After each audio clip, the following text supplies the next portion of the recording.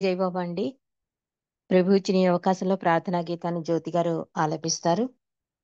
CH Lakshmi గారు హారతిస్తారు. జయబాబా, జ్యోతి గారు. जय बाबा अम्मा। अवतार मेहर बाबा की जय। नमो मेहरु बाबा अवतार, नमो देव देवा प्रभु नमो मेहरु बाबा अवतार, नमो देव देवा अपार दिव्या कृपा सागर सकल चराचर जगदुद्धार, नमो मेहरु बाबा अवतार, नमो देव देवा జోహారులివే శ్రీ మేహేరు బాబా, మహిని జనించిన మానవ రూప, ఇహ పరానంద జీవనమీవ, భవ భయ భంజన పరమ పావన, నమో మేరు బాబా అవతార్, నమో దేవ దేవా प्रभु नमो मेहरु बाबा अवतार, नमो देव देवा अज्ञानांधतनंतमुजेसी दिव्य विज्ञान दृष्टिनो संगी, हरिषड्वर्गं बंतरिंपगा औययमोक्षं बनुग्रहिंपुము, नमो मेहरु बाबा अवतार, नमो देव देवा प्रभु नमो मेहरु बाबा अवतार, नमो देव देवा जय मेहर बाबा जय, जय मेहर बाबा जय, जय मेहर बाबा जय, जय मेहर बाबा जय, जय मेहर बाबा जय, जय मेहर बाबा जय, जय मेहर बाबा जय, जय मेहर बाबा जय, जय मेहर बाबा जय, जय मेहर बाबा जय। अवतार मेहर बाबा की जय। జై బాబా అమ్మ. రజని అందరికి జై బాబా అండి. జయబాబా అండి. చక్కటి ప్రార్థనా గీతంతో ఈరోజు సహవాస్ ప్రారంభించినందుకు జై మెహర్ బాబా. మనం గత కొన్ని రోజులుగా ప్రీతముడు చల్లగా చూస్తే అనే గ్రంథంలోని విశేషాలు మనం తెలుసుకుంటున్నామండి. చాలా అద్భుతంగా ప్రభు మీద అచంచలమైన నమ్మకం, విశ్వాసం, ఈ ప్రేమ ఎలాంటి పరిస్థితినైనా ఎలా మార్చేస్తాయి అన్న విషయాలు ఈ గ్రంథంలో వాళ్ళ అనుభూతులను మనకు తెలియజేశారు. అందులో కొన్నిటిని మనం తెలుసుకున్నాం. ఒకటేంటంటే నన్ను ఎల్లప్పుడూ మీ దగ్గర ఉంచుకోండి అన్న విషయం ఒకటి. ఇంకోటి ఒక్క నిమిషం. నీవు నన్ను నమ్మవా అంటే ఇట్లా బాబా సమక్షంలో జరిగినవే ఎలా అద్భుతంగా ప్రభు వాళ్ళ సమస్యని పరిష్కరించాడు అన్న విషయాలు మనకు అవగతమవుతూ ఉంటాయి ఇందులో సంఘటనల ద్వారా. నిన్నటి రోజు అంటే 2 days బ్యాక్ మనం ఎక్కడ చదువుకున్నాము అంటే మిస్టర్ గార్డెన్ నేనే అన్న విషయం గురించి తెలుసుకుంటున్నాం. అంటే శత్రువు కుమారు తన బాబా పరిచయం ఎలా జరిగింది, అంతకుముందు తను ఎలా ఉండేవాడు, ఎలా రక్షింపబడ్డాడు, ఇలాంటి విషయాలు తెలుసుకుంటున్నామండి. అక్కడ ఉన్నాం. కొంచెం ఆ స్టోరీని కొంచెం క్లుప్తంగా ఒక్కసారి మననం చేసుకుని ఈ రోజు విషయంలోకి వస్తాం. శత్రుఘ్న కుమారు అని బాబా ప్రేమికుడు, అద్భుతమైన ప్రేమికుడు. అతని విప్లవాత్మక భావాలతో అంటే భారతదేశానికి స్వాతంత్రం రావాలి అన్న విషయంలో ఒక ప్రధాన పాత్ర అంటే విప్లవకారకుడిగా ఒక ప్రధాన పాత్ర పోషిస్తుంటే ఒకసారి జైలుకి వెళ్తాడు. 10 years తర్వాత బయటకు వచ్చేస్తాడు. మళ్ళీ రెండోసారి వెళ్తాడు. రెండోసారి వెళ్తున్నప్పుడు కూడా అనుకుంటాడు మళ్ళీ కొన్నాళ్ళకి నేను బయటకు వచ్చేస్తాను అని. కానీ ఆ శిక్ష ఏమవుతుందంటే ఇంకా లైఫ్ లాంగ్ అతను ఇంకా విడుదల కాదు అన్న విషయం తెలుస్తుంది అతనికి. అంటే ఇతనికన్నా చాలా ఎక్కువ తప్పు పనులు చేసిన వాళ్ళు విడుదలైపోతారు కానీ ఇతనికి మాత్రం యావజ్జీవ కారాగార శిక్ష పడుతుంది. దాంతో అతను చాలా నిరాశ పొందుతాడు. భార్య గుర్తుకొస్తుంది, తల్లి గుర్తుకొస్తుంది. ఎలాగా ఇందులోంచి ఎలా బయటపడాలి? ఇంకెవ్వరూ లేరు నాకు అన్న సమయంలో అతనికి భగవంతుడు గుర్తుకొస్తాడు. మామూలుగా చిన్నతనం నుండి భగవంతుడిని ప్రేమించినా, పూజించినా ఈ భారతదేశ స్వాతంత్రంలో సైనికులు వాళ్ళ మధ్య తిరగడం వలన నాస్తికుల్లా తయారవుతాడనమాట. అందువల్ల భగవంతుడిని జైల్లో భగవంతుడిని ప్రార్థించాలి అనుకున్నప్పుడు పేరు గుర్తురాదు. అందుకని మిస్టర్ గాడ్ అని ప్రేయర్ చేస్తాడు. మిస్టర్ గాడ్, నువ్వు కనుక ఉంటే నాకు ఈ జైల్లోంచి విముక్తి కలిగించు. బయటికి రాగానే నా జీవితం అంతా నీకే, నీ సేవకే అంకితం చేసుకుంటాను అని దండం పెట్టుకుంటాడు. దండం పెట్టుకున్నాక మళ్ళీ అనుకుంటాడు, భగవంతుడు అంటాడు కదా నీ కర్మలో నేను ఇంటర్ఫీర్ అవ్వనని. మరి నేను చేసిన కర్మ నేను అనుభవించాలి కదా ఈ జన్మలో. మరి ఆ కర్మ ఈ జైల్లోనే అనుభవించే కన్నా బయటికి నన్ను నన్ను బయటికి కనుక నువ్వు తీసుకొచ్చేస్తే నాకు నేను అనుభవించవలసిన కర్మ నేను బయట నువ్వు ఏది ఇస్తే ఎలాంటి శిక్ష వేసినా కూడా అనుభవిస్తాను అని మళ్ళీ ప్రార్థన చేస్తాడు.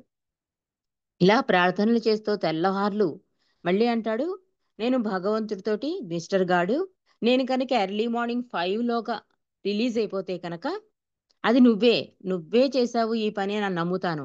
అదే కనుక ఆ రోజు సాయంత్రం మర్నాడో కనుక నేను రిలీజ్ అయితే నువ్వు కాదు ఇందులో, అంటే నువ్వు ఇందులో ఇంటర్ఫీర్ అవ్వలేదని ఫీల్ అవుతాను.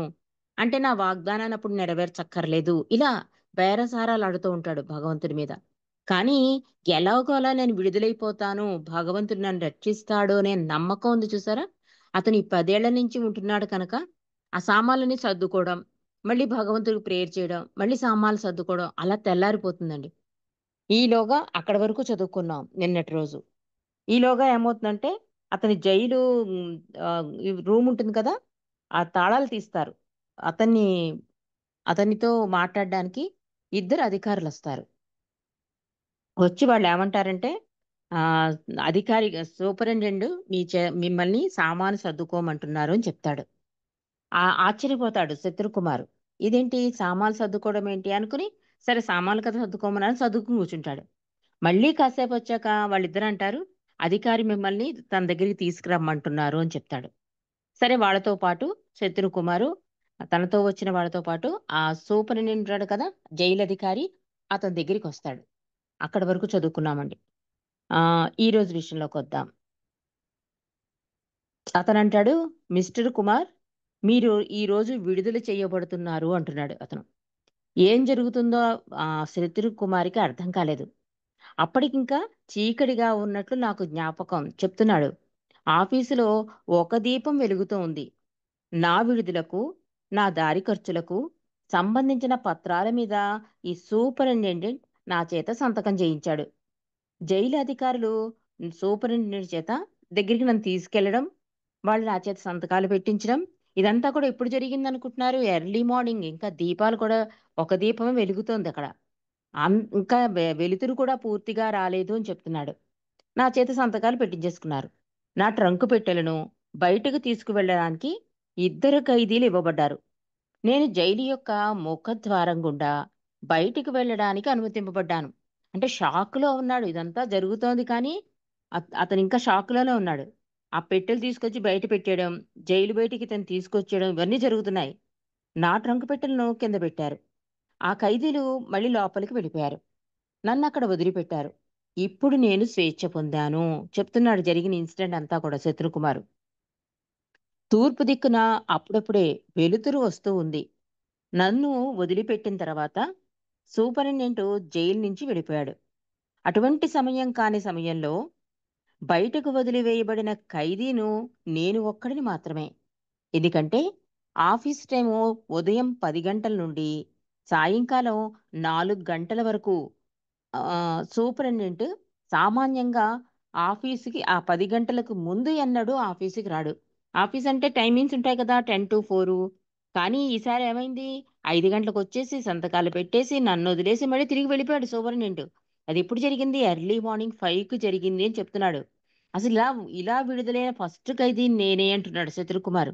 అంతేకాకుండా అసలు ఆఫీసులో ఎన్ని గంటలు రావాలి? 10 గంటలకు రావాలి. కానీ 5కే వచ్చేసి ఈ పని చేసేసి వెళ్ళిపోయాడు. ఆహ్, అధికారులు ఆ విధంగా ఆ సమయంలో నన్ను విడిచిపెట్టమని ఎందుకు ఆర్డర్ విధించారో ఇప్పటికీ నాకు తెలీదు. నాకు కేవలం ఆశ్చర్యం కలిగింది. నేను ఊళ్ళోకి పరిగెత్తి ఉత్తరప్రదేశ్‌లో ఉన్న డెహ్రాడూన్‌కి వెళ్ళే రైలు అందుకున్నాను. మరుసటి రోజుకి మా ఇంటికి చేరుకున్నాను.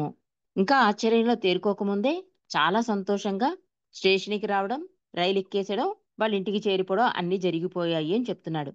కానీ ఇలాంటి ఆర్డర్ ఎర్లీ మార్నింగ్ ఆర్డర్ ఇవ్వడం, అలా రావడం ఇదంతా కూడా నాకు చాలా ఆశ్చర్యాన్ని కలిగిస్తోంది.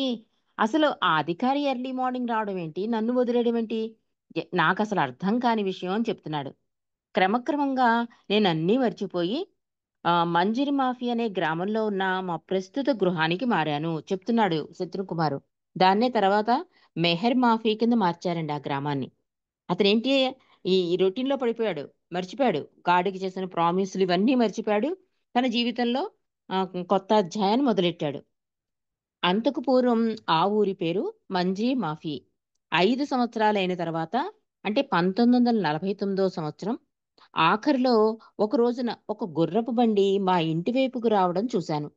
ఆ బండిలో ఉన్న మనుషులు నా దగ్గరకు వచ్చి వారు కొంత భూమిని కొనడానికి వచ్చామని, ఆ విషయంలో నేను వారికి ఏమైనా సహాయం చేయగలనేమో అడిగారు. వారు 24 గంటల్లో భూమిని కొనాలని కోరారు. దానికి తగిన ఏర్పాటు చేయడం నాకు తేలికే అయ్యింది. నా సహాయంతో వారు 2 గంటల్లో భూమిని కొన్నారు. వారు అన్నిటికీ సిద్ధమై వచ్చారు. వారు డబ్బు కూడా తమతో తెచ్చారు. వారు పాకిస్తాన్ నుంచి వచ్చిన కాందిసీకుల్లో లేక బందిపోటు దొంగలో అని నాకు ఆశ్చర్యం కలిగింది. ఎందుకంటే సామాన్యంగా చాలా మంది ప్రజలు అంత డబ్బు తమతో కూడా తెచ్చుకోరు.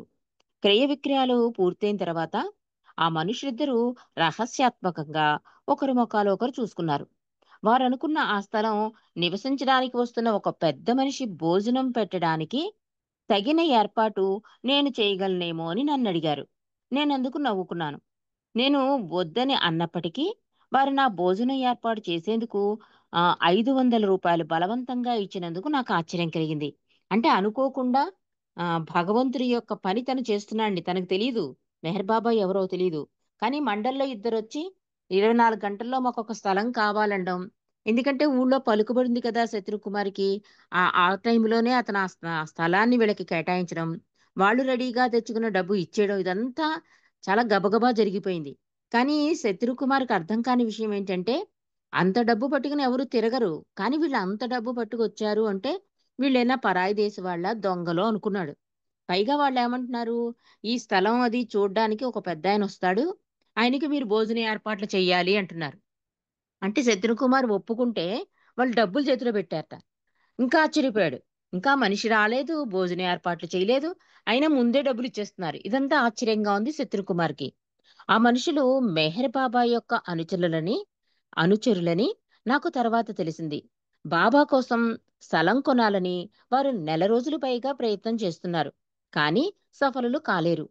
డెహ్రాడూన్ నుంచి 4 మైళ్ళకు దూరంగా హరిద్వార్ వైపుకు ప్రధానమైన రోడ్డు మీద కాకుండా స్థలం కొనమని ఖచ్చితమైన సూచనలిస్తూ ఆ రోజుకి వారు మెహర్ బాబా దగ్గర నుంచి టెలిగ్రామ్ వచ్చింది. వారు కోరినట్లుగా స్థలం వారు 24 గంటల్లో కొనకపోతే ఆ ఉద్దేశాన్ని వదిలివేయమని టెలిగ్రామ్‌లో ఉంది. ఇదంతా ఎలా జరిగిందంటే ఇప్పుడు చెప్తున్నాను. అదంతా జరిగిన తర్వాత మనకు చెప్తున్నాడు కనుక అప్పుడు నాకు వాళ్ళు పరిచయం లేదు కానీ, ఇప్పుడు మీకు నేను చెబుతున్నప్పుడు మాత్రం వీళ్ళు నాకు పరిచయం అయ్యారు కనుక, వాళ్ళు మెహర్ బాబా అనుచరులు. బాబా చేత బాబా పలానా స్థలం కావాలంటే వచ్చారు. కానీ వాళ్ళ ప్రయత్నం అవ్వలేదు. తీరా వాళ్ళకి టెలిగ్రామ్ వచ్చిన రోజు నాడే నన్నడగడం, నా పని బావ పని అయిపోవడం అన్నీ అలా జరిగాయి. ప్రభువు ఏ రకంగా ఆ స్థలాన్ని కోరుకున్నాడో, అలాగే ఆ స్థలం దొరికింది. వాళ్ళు బాబా అనుచరులు అని చెప్తున్నాడు. కానీ బాబా ఒక కండిషన్ పెట్టారట. "ఈ రోజు కనుక నీకు ఆ స్థలం గనక దొరకకపోతే, ఇంకా ప్రయత్నం మానేయండి" అన్నారు. కానీ కరెక్ట్‌గా వాళ్ళు శత్రు కుమార్ దగ్గర రావడం, ఆ పనైపోవడం అన్నీ అలా జరిగిపోయాయి అని చెప్తున్నాడు. కొన్ని రోజులు గడిచిన తర్వాత నాకు ఏ పెద్ద మనిషికి భోజనం ఏర్పాటు చేయమని డబ్బు ఇచ్చారో, ఆ పెద్ద మనిషి వచ్చాడు. ఆయన పేరు కైకోబా దస్తూర్. నేను కానీ, మా కుటుంబంలో మరెవరైనా గాని ఆయన దగ్గరకు భోజనం తీసుకువెళ్ళాలి. ఒక రోజున నేను ఆయన కోసం టీ తీసుకుని వెళ్తూ ఉండగా ఆయన నాకు మెహర్ బాబా యొక్క ఫోటో చూపించి, ఆయన అవతారుడు, మానవ రూపంలో ఉన్న భగవంతుడు. ఆయన సేవ చేసే అవకాశం నీకు దొరికినందుకు నీవు చాలా అదృష్టవంతుడువు అన్నాడు. తనను గురించి చెబుతూ ఆయన, నేను ఆయన బానిసను అని కూడా ఈ కైకోబాద్ అన్నట్ట. అంటే కైకోబాద్ ఎవరంటే మనకు తెలుసు. 1,00,000 సార్లు బాబా నామం చేస్తారు కదా! ఆయన. ఆయన వచ్చాడండి. ఆ పెద్ద మనిషికి వంట చేయమని వీళ్ళు ఈ డబ్బులిచ్చారు ఇతనికి. అలా రోజు తీసుకెళ్తుంటే ఆయన ఒకరోజు బాబా ఫోటో చూపించట. ఈయన అవతారుడు. ఈయన సేవ నువ్వు చేసుకుంటున్న అదృష్టవంతుడివి. నేను ఆయన బానిసను అని చెప్పాడు. తర్వాత ఏం జరిగిందో నాకు తెలీదు. కానీ ఆ రోజు మొదలుకొని ప్రతిరోజు రాత్రి మెహర్ బాబాను నేను కలలో చూడడం ప్రారంభించాను. నేను బాబాను ప్రత్యక్షంగా చూచేంతంత వరకు ప్రతి రాత్రి ఆయన్ని నేను కలలో చూస్తూ ఉండేవాడిని. తర్వాత ఒకసారి బాబా తనంతట తానే నన్ను ఎప్పుడైనా నేను కలలో ఆయనను చూశానేమో అడిగారు. చూశానని నేను జవాబిచ్చాను. నేనిప్పుడు ఉన్నట్లుగానేనా అడిగారు బాబా నన్ను. లేదు బాబా, గడ్డం ఉన్నట్లు చాలా సన్నగాను, మీరు ఉపవాసాలు చేసి శుష్కించి ఉన్నట్లు నేను కలలో చూచాను అని చెప్పాను బాబాతో. ఆ! అని నేనన్నాను. ఇది విని చాలా మంది నవ్వారు. నేనేదైనా తప్పు మాట్లాడానా అనుకున్నాను. తర్వాత కొన్నాళ్ళకి బాబా గెడ్డంతోనూ, సన్నగానూ, చిక్కిపోయి ఉన్నట్లు నాకు కల్లో కనిపించిన విధంగానే బాబా బొమ్మ ఉన్న బ్యాడ్జి ఒకటి నాకు కనబడింది. వెంటనే నేను దాన్ని కొన్నాను. దాన్ని విడవకుండా అప్పటినుంచి నా దగ్గర ఉంచుకున్నాను. అంటే ఎప్పుడైతే ఇతను జైలు నుంచి విడుదలయ్యాడో, అప్పుడు బాబా అలా ఉండేవారేమోనండి మరి. ఈ బాబాని దర్శించాక ఓసారి బాబా సడెన్‌గా శత్రుకుమార్‌ని అడిగారు. నేను ఎలా కనిపించాను నీ కలలో అంటే చెప్పాడు. కానీ అలా బాబా లేరు. 1949 అంటే ఇంక మరి అప్పటికి బాబా పూర్తి అవతారంగా అయిపోయారు కదా! అందువల్ల అప్పట్లా ఆ కలలో వచ్చినట్టుగా కనిపించలేదు బాబా అంటే అందరూ నవ్వారు. కానీ తర్వాత మాత్రం ఆ బ్యాడ్జ్ దొరికాక అది చాలా జాగ్రత్తగా నేను దగ్గర పెట్టుకున్నాను అని చెప్తున్నాడు. ఎలా అయితే కలలో కనిపించారో అలాంటి బ్యాడ్జ్ దొరికింది శత్రుకుమార్‌కి. అది నేనన్నాను. అంటే బాబాతో చెప్పేసాక బాబా కూడా నవ్వారు. ఈ బ్యాడ్జ్ దొరికింది. నా దగ్గర పెట్టుకున్నానని చెప్తున్నాడు. మెహర్ బాబాను ఆయన యొక్క భౌతిక రూపంలో మొట్టమొదటిసారిగా 1950 సంవత్సరం జనవరి 12వ తేదీన డెహ్రాడూన్ రైల్వే స్టేషన్‌లో చూశాను. నన్ను బయట వేచి ఉండమని ఎవరో నాతో చెప్పారు. తర్వాత నన్ను లోపలికి పిలిచినప్పుడు వెయిటింగ్ రూమ్‌లో బాబాను చూశాను. ఒక పెద్ద గుండ్రటి బల్ల అంచు మీద ఆయన వేళ్ళు ఉన్నట్లు అంటే నించున్నారాయన. ఆయన అక్షర ఫలకం ఆయన చంకలో ఉండడం నేను గమనించాను. మనోహరమైన దృశ్యం. ఆయన ఎంతో ప్రకాశవంతంగానూ, ప్రియంగానూ కనబడ్డారు. ఆయన చిరునవ్వుతో ఉన్నారు. బాబా ప్రకాశాన్ని, అందాన్ని చూడగానే నేను మంత్రముగ్ధుణ్ణయ్యాను. బాబా ప్రేమికులలో కొందరు ఒక మూల నిలబడి ఉన్నారు. నా సహాయంతో భూమిని కొన్నవారు కూడా వారిలో ఉన్నారు. బాబాకి ఎదురుగా బల్లకు అవతల వైపున ఇరిచి ఏదో ప్యాకెట్ కడుతూనే విప్పుతూనూ ఉన్నాడు. విష్ణు డాక్టర్ నీలుతో మాట్లాడుతూ ఉన్నాడు. ఈ పేర్లన్నీ నాకు తర్వాత తెలిసినది చెప్తున్నాడు. అంటే ఒక జరిగిన సంఘటన చెప్తున్నాడు. బాబాతో ఎలా పరిచయమైంది చెప్తూ ఆ సంఘటన గురించి చెప్తున్నాడు శత్రుకుమారు. నేను వినయంగా బాబా, నన్ను భోజనం తెమ్మంటారా అడిగాను బాబాని. ప్రతివారు నన్ను గమనిస్తున్నట్లుగా భావించాను. నేను ఒక గంటలో భోజనం తీసుకురాగలవా అడిగారు బాబా సౌజ్ఞతో. నేను వెంటనే లెక్క కట్టి బయట నా మోటార్ సైకిల్ ఉంది, 4 మైళ్ళ దూరంగా ఉన్న మా ఊరి నుంచి భోజనం ఒక గంటలో తీసుకుని రావచ్చు అని అనుకుని బాబాతో తెస్తాను బాబా అన్నాను. నేను త్వరగా ఇంటికెళ్ళాను. నా భార్య త్వర త్వరగా ఒక పెద్ద గిన్నెతో అన్నం, వెన్నతో వండిన కూర అంటే పలావు కూడా తయారు చేసింది. ఆ పాత్ర నేను నా మోటార్ సైకిల్ యొక్క ట్యాంకుకు కట్టుకుని వెంటనే రైల్వే స్టేషన్‌కి వెళ్ళాను ఒక గంటలో. ఆ పని చేయగలిగాను. వెయిటింగ్ రూమ్‌లో అడుగుపెట్టగానే అక్కడ దృశ్యాన్ని చూసి నేను ఆశ్చర్యపడ్డాను. ఒక గంటలో తెస్తానని చెప్పాడు కదా! ఇమ్మీడియేట్‌గా వెళ్ళిపోయాడు. వండింది తీసుకొచ్చేసాడు. కానీ గంట పట్టింది నాకు ప్రయాణానికి అని చెప్తున్నాడు. కానీ ఇతను ఆ రైల్వే స్టేషన్ ఆ రూమ్‌కొచ్చేసరికి అతనికి చాలా ఆశ్చర్యకరమైన సంఘటన జరిగింది అని చెప్తున్నాడు. బాబా తన వేళ్ళను బల్ల అంచు మీద పెట్టుకుని నిలబడి ఉన్నారు. ఆయన అక్షర ఫలకం ఆయన చంకలో ఉంది. ఇరిచి ఆ ప్యాకెట్‌ను ముడివేస్తూనే ఉన్నాడు. ఇదివరకులాగానే విష్ణు డాక్టర్ నీళ్ళతో మాట్లాడుతున్నాడు. ఒక్క క్షణకాలం కిందటనే నేను ఆ గదిలోంచి బయటికి వెళ్ళినట్టు అనిపించింది నాకు. టైం అడిగాడు కదా గంట. పాపం బాబా కాలాన్ని నిలిపేశారా అన్నట్లుగా ఏ దృశ్యంతో ఉన్నప్పుడు తను బాబాకి అడిగి గంటలో తీసుకొస్తానన్నాడో, గంట తర్వాత వెళ్ళినా కూడా ఆ పొజిషన్స్ అలాగే ఉన్నాయటండి. ఇది చాలా విచిత్రంగా, ఆశ్చర్యంగా అనిపించింది నాకు. అంటే తను రూమ్ వదిలేస్తున్నప్పుడు బాబా నిలబడుండడం, ఇరిచేదో ప్యాకెట్ విప్పడం, విష్ణు, నీలు మాట్లాడుకోవడం, ఈ జరుగుతున్న సన్నివేశం తను మళ్ళీ వంట తీసుకొచ్చినా కూడా అదే సన్నివేశం ఉంది అని చెప్తున్నాడు. నేను అన్నపు పాత్రను బల్ల మీద పెట్టాను. బాబా చిరునవ్వు నవ్వి అక్కడ ఉన్న వారందరికీ ప్లేట్లివ్వమని ఇరిచ్చితో అన్నారు. బాబా స్వయంగా అక్కడ ఉన్న ప్రతి ఒక్కరికి అన్నాన్ని పెద్ద పెద్ద మోతాదులతో వడ్డించడం మొదలుపెట్టారు. బాబాకు స్వాగతం చెప్పడానికి స్టేషన్‌కి వచ్చిన వారందరికీ సరిపడ్డ అన్నం తీసుకురానందుకు నేను భయపడసాగాను. ఇదేంటి, నేను మండలి వారికే కదా తెచ్చాను. బాబా ఏంటి పెద్ద పెద్ద మొత్తంలో అందరికీ వడ్డించేస్తున్నారు. అంటే ఆయనకి స్వాగతం పలకడానికి వచ్చిన ప్రేమికులు కూడా.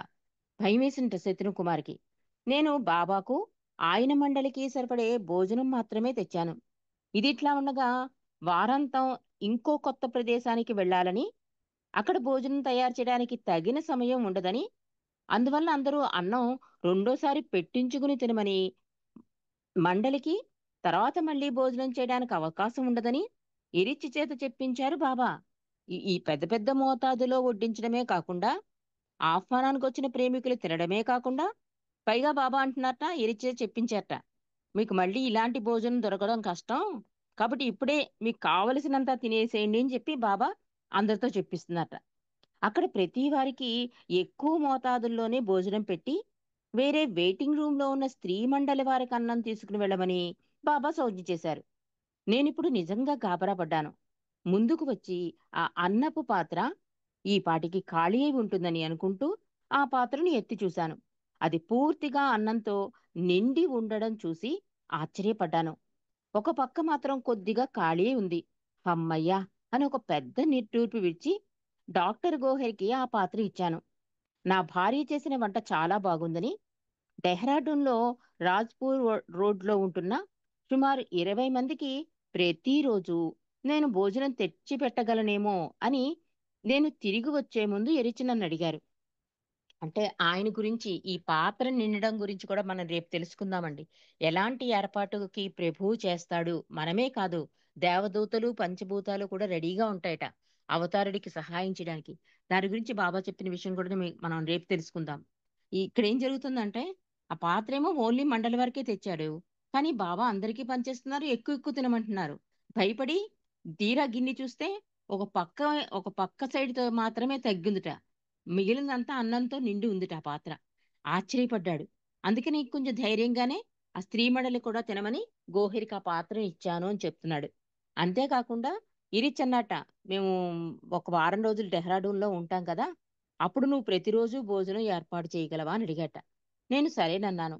భోజనం ప్రతిరోజు సరిగ్గా 11 గంటలకు, సాయంత్రం 6 గంటలకు తీసుకురావాలని గట్టిగా చెప్పారు బాబా. వేరే వండిన అన్నపు గిన్నెను బాబా కోసం పంపించాలని కూడా చెప్పారు. అంటే అందరికీ ఒక ఒక పాత్ర అయితే, బాబాకి మాత్రం సెపరేట్‌గా ఒక గిన్నెలో బాబా కోసమే వండి తీసుకురావాలన్నమాట. అలా 2 గిన్నెలు పొద్దున్న 11 గంటలకి, సాయంత్రం 6 గంటలకి తీసుకురావాలి. మరునాడు ఉదయం భోజనం తీసుకువెళ్ళడానికి సహాయంగా ఒక నౌకరు కుర్రాడిని తీసుకుని రాజుపూర్ రోడ్డుకి నా మోటారు సైకిల్ మీద బయలుదేరాను.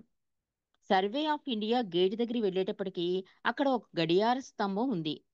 ఏమీ కారణం లేకుండానే నా మోటార్ సైకిల్ ఆగిపోయింది. ఎంత ప్రయత్నం చేసినా గడియారం 11 గంటలు కొట్టేంత వరకు బండి కదలేదు కాదు.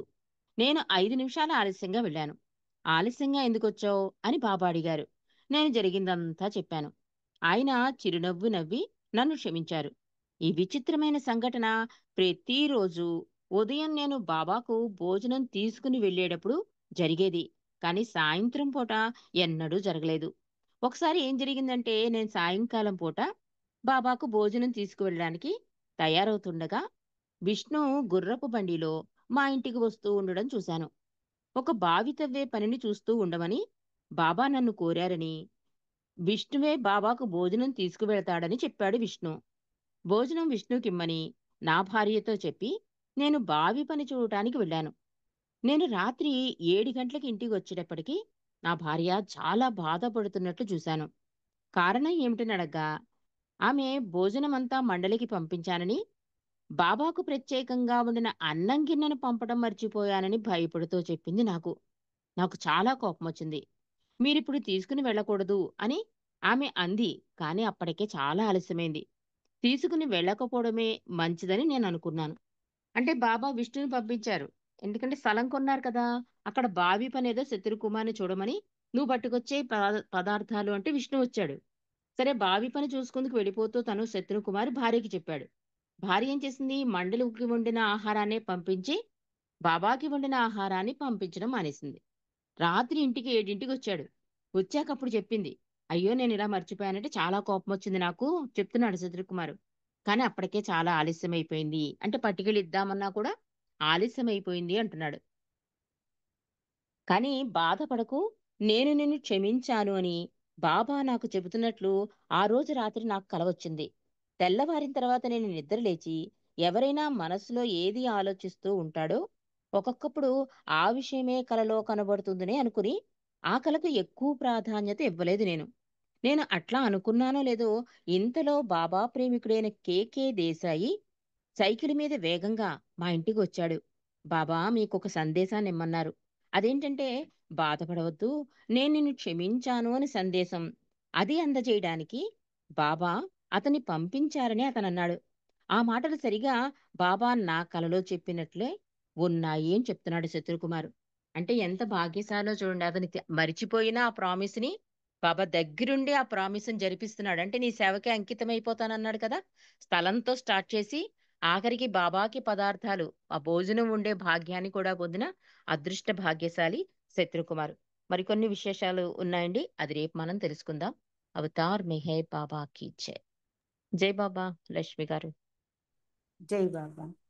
జై. అవతార్ మెహర్ బాబా की जय. మనసు హారతిదే, మనసు హారతిదే, మనసు హారతిదే, మహిమాన్విత మంగళ చరణ. మేహరు బాబా ప్రేమమయా, నీవే మాకు సర్వమయా. మనసు హారతిదే, మనసు హారతిదే,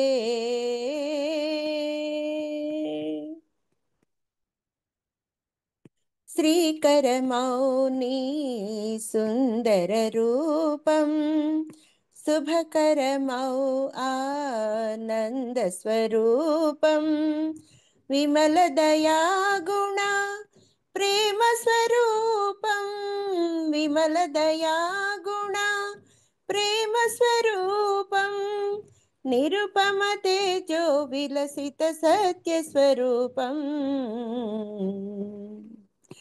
మేహరు బాబా ప్రేమమయా, నీవే మాకు సర్వమయా. మనసు హారతిదే, మనసు హారతిదే,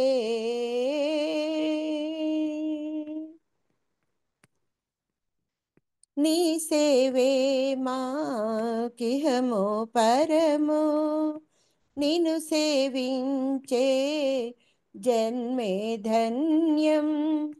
నీ చరణములే శరణం శరణం, నీ చరణములే శరణం శరణం, జీవిత పరమావధి నీ సన్నిధి కాదా. మేహరు బాబా ప్రేమమయా, నీవే మాకు సర్వమయా. మనసు హారతిదే, మనసు హారతిదే,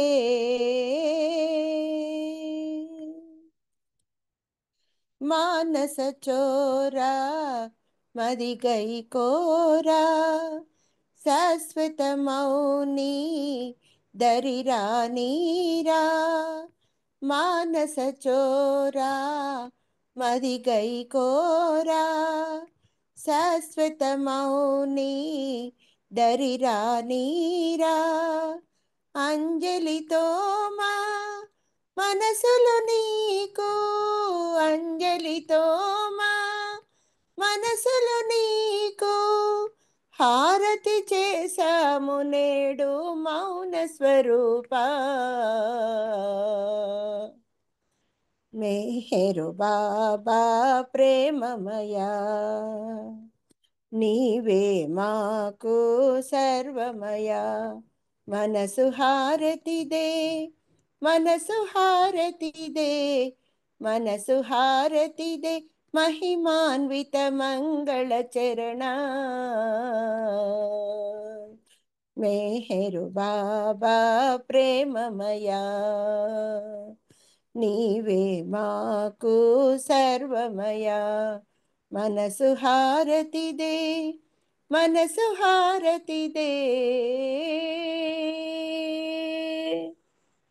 अवतार मेहर बाबा की जय, अवतार मेहर बाबा की